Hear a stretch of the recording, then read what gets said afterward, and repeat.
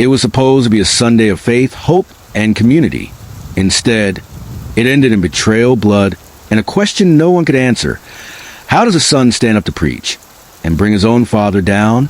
Pastor James Whitman never missed a Sunday, rain or shine, illness or fatigue. He walked with purpose onto the pulpit of Grace Fellowship Church in Cedar Grove, Georgia. His sermon centered on forgiveness, family, and redemption. His congregation saw him as a steady compass in a changing world.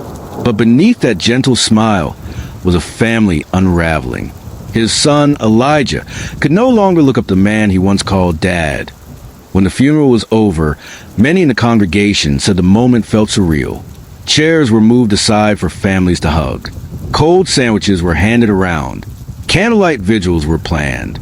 But the heartache lingered, not just of a man who had died, but for every person who witnessed faith shattered by its own son. James and his wife Marion raised Elijah and his sister Grace in their hometown church. They were the kind of family that served potlucks, led youth groups, and said grace before every meal. Elijah was bright, introspective, and emotional, sometimes too much for a small-town boy. The church bulletin affectionately called him Sensitive Stevie as a young child.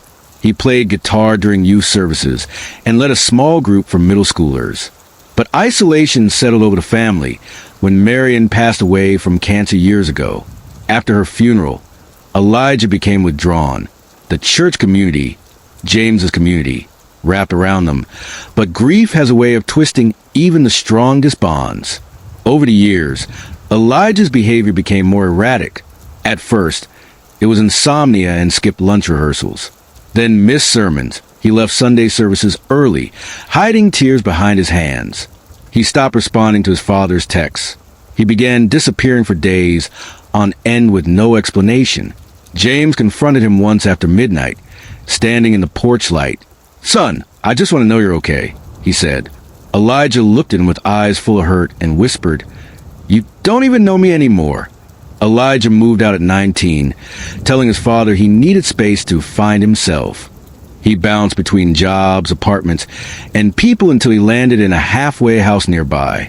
James visited him whenever he could. The gap between them became a canyon. Neither knew how to cross. On Saturday evening, Grace visited Elijah at the halfway house. They spoke for hours about their mother, about the church, until the sun slipped below the horizon. Grace described Elijah as limp-wristed with grief and anger. "Something broke," she told a friend. He said Dad's sermons felt like lies now. He said forgiveness was for the sick, not the dead. Grace tried to hold him, but he pulled away, asking questions she didn't have answers to. How do you follow a man who smiles for God but can't save his own family? Later that night, Elijah slept restlessly. He dreamed his mother's voice saying, "Bring your father home." When dawn broke, he was already gone. June 14 began like any other Sunday in Cedar Grove.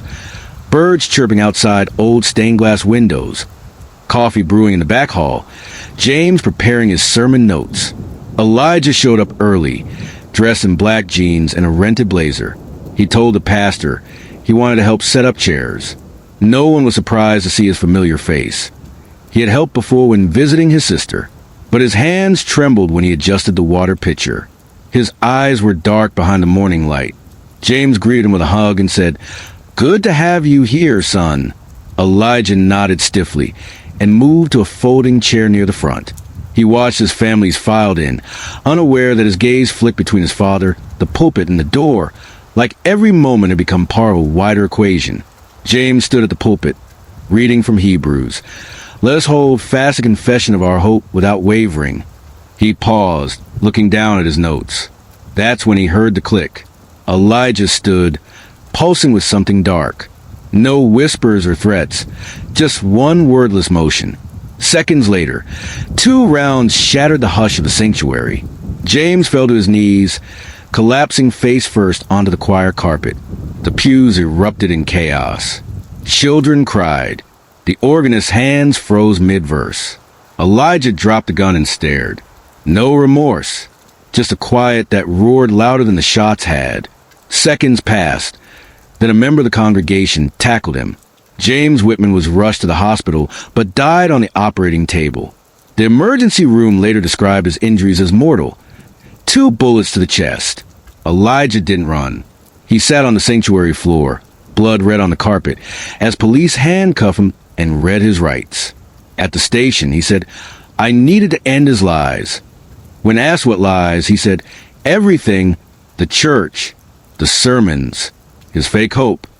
Psychologists later assessed him with severe depressive disorder and unresolved grief, but his calm during interrogation unnerved even seasoned detectives. Legal proceedings moved forward. House across the street held grief vigils. News cameras circled the steeple. Headlines screamed, "Pastor's son kills dad. Church shocked. How do you lose faith in the pulpit?" The trial opened with Elijah entering the courtroom in shackles, flanked by attorneys and his sister. Grace sat stone-faced, clutching a photo of their mother. Prosecutors said this was a cold, premeditated crime, calculated emotional murder. They played the surveillance footage showing Elijah walking into the church, raising the weapon and firing.